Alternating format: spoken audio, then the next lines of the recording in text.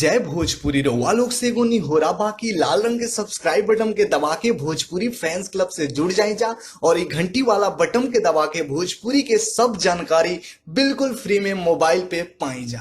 परिणाम भोजपुरिया जहान हम पंडित अनिकेत तिवारी आप लोग के स्वागत कर रहा बानी आप लोग के भाषा वाला आप लोग के favourite channel Bhojpuri fans club में। हमके हमरा इंडस्ट्री में लोग का ना बोलल हम कान से जब सुनत रही ना तो लागत रहे कि शायद कभी कभी दिल करता रहे कि हम सुसाइड कर लें। कभी कभी लगता था कि मैं सुसाइड कर लूं। लोग इतना मुझे टॉर्चर किए हैं इस इंडस्ट्री में। मैं भावुक हो जाता था, रो देता था कि लोग मेरे साथ क्यों ऐसा कर रहे हैं।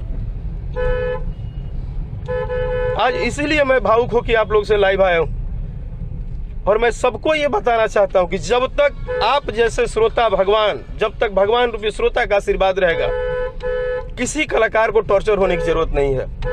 ये हमारा काम छीन सकते हैं, हमारा सिनेमा छीन सकते हैं, हमारा एल्बम प्रेशर में बंद करा सकते हैं, हमारे लिए 10 जगह गेम कर सकते हैं, इनके चमचे बेलचे 50 को गाली दे सकते हैं फेसबुक पे, मैसेज पे, ये ग्रुपिंग कर सकते हैं। लेकिन जब आप जैसा परिवार, आप जैसा भाई, माँ, बहन, चाचा, चाची जब सुनेंगे राकेश मिश्रा को तो कोई कुछ नहीं कर सकता है मेरे भाई। भोजपुरी इंडस्ट्री के कुछ दिग्गज से लेके कुछ अदर लोग से लेके मने इतना मतलब कभी हमारा फ्रंट पे ना आके लेकिन हमारा बैक पे हमारा खातिर इतना बड़ा प्लानिंग भइल।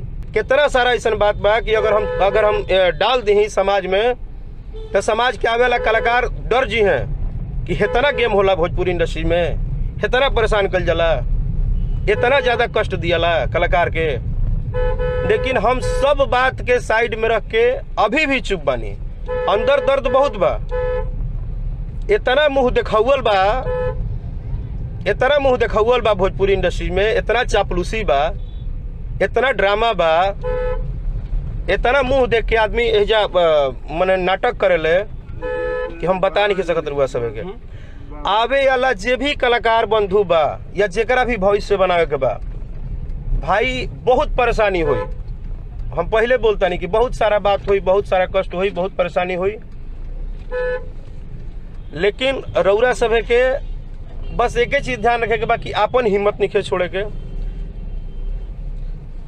14 साल से मेहनत करत सबके टॉर्चरिंग, सबके प्रेशर, सबके बाद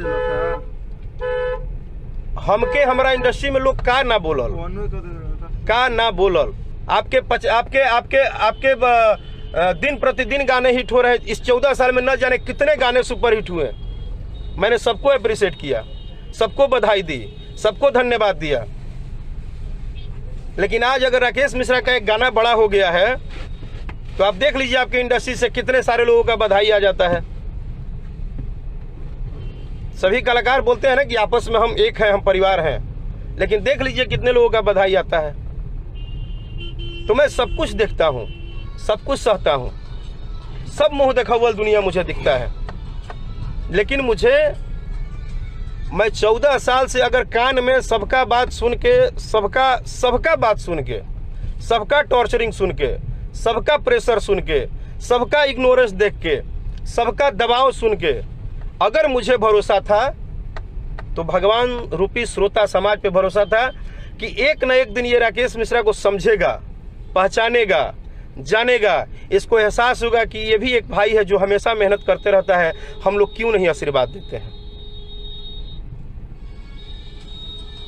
और आज आप लोगों ने वो कर दिखाया कि जिस गाने को लोग नहीं चाह रहे हैं कि ये बड़ा हो, अभी भी लोग बोल रहे हैं अरे कैसे 50 मिलियन हो जाई, कैसे 100 मिलियन हो जाई, कैसे 200 मिलियन हो जाई, काहे बड़ा हो जाई, ये गाना के ना बाजे के चाहिए। और नहीं तो ये पता नहीं भाई लोगों को क्या प्रॉब्लम है। आप किसी के भी सपोर्टर हैं, लेकिन आप किसी कलाकार को पर्सनल मैसेज करके उल्टा सीधा बोलते हैं। आप उसके फेसबुक आईडी पे आते हैं, वो कुछ लिखता है, उस पे नीचे गाली लिखते हैं। लेकिन जब मेरा एक गाना मार्केट में आप लोगों ने आशीर्वाद दिया तो सारे धुरंधर और सारे गेम्बलर लोग ये कह रहे हैं कि कैसे ही गाना 50 मिलियन हो जाई, कैसे ही 100 मिलियन हो जाई, कैसे राकेश मिश्रा सुपरस्टार हो जी हैं, कैसे राकेश मिश्रा के गाना ब्लास्ट हो जाई। इस गाने को रुकवाने के लिए लोगों ने रिपोर्ट पे रिपोर्ट।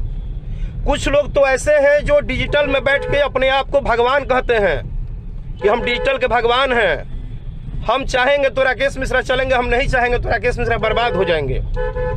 मेरे पीठ पीछे मेरे से गेम करते हैं, मुझे ये बताते हैं कि राकेश मिश्रा जिस तरह हम देखले बन्नू 14 साल में, आज भी डिजिटल में क्या चलता, जौना तरह से एक टाइम पे कैसेट के दुनिया में डीलर के भी गायक लोग जाते रहे, डिजिटल के दुनिया में लोग दुकान लगा दे बाजू हिजा लोग चल जाता। सबको हक है कमाने खाने का, सबको हक है।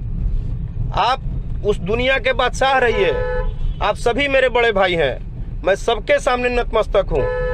लेकिन बस एक गलती बता दिए कि हाँ राकेश भैया या हाँ राकेश बाबू आपका ये गलती है जिसके कारण कि हम आपको परेशान करते हैं। मैंने न कभी किसी का बिगाड़ा है, न कभी किसी का मैं गाना बजाना रुकवाया हूं, न कभी किसी का कोई काम खराब किया हूं। मुझे सिर्फ भगवान भोलेनाथ और माँ वैष्णो देवी पे भरोसा है।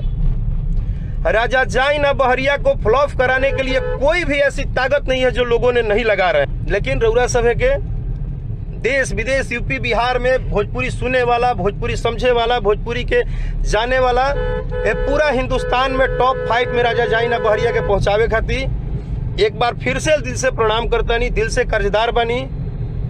और काल सुबह वर्ल्ड वाइड कंपनी के माध्यम से हमारा वीडियो रिलीज होता है, राजा तूता जवान हम लइका, और आज रउआ सभे के बीच में रिलीज भइल बा कनिया लगावेली सबुनिया वेब कंपनी के माध्यम से। उम्मीद बा कि आप सब आशीर्वाद प्यार दुलार जरूर देव।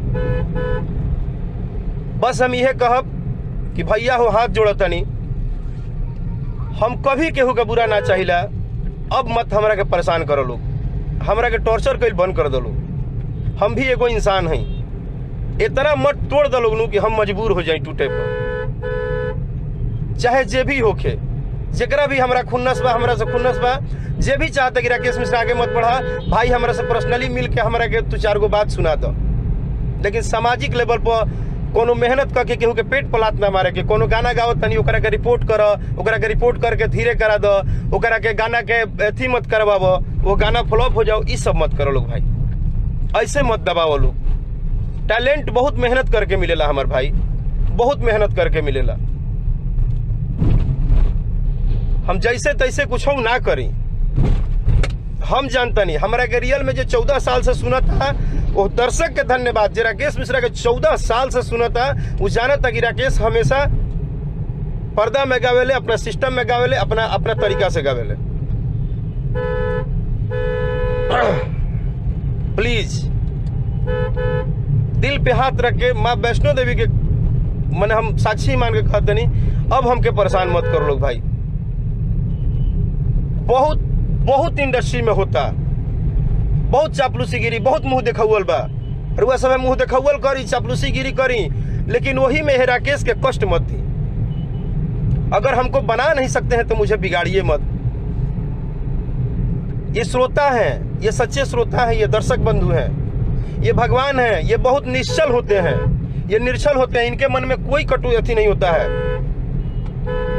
मैंने यहां तक देखा कि श्रोता बंधु आपस में बेचारे एक दूसरे को उल्टा बोल देते हैं, बाद में सभी कलाकार एक ही होते हैं, सब लोग एक ही होते हैं। तो श्रोता बंधु आपसे यही बोलेंगे कि भोजपुरी भाषा को बढ़ाइए, भोजपुरी गाने को बढ़ाइए, जो भी अच्छा गाए। भोजपुरी इंडस्ट्री का जितने भी हमारे बड़े सुपरस्टार भाई हैं, जितने भी हमारे छोटे भाई हैं, जिसका अच्छा गाना हो उसको सपोर्ट कीजिए, किसी को बाइकाट मत कीजिए, सबको प्यार दीजिए। जो अच्छा गाए उसको आप लोग सपोर्ट कीजिए।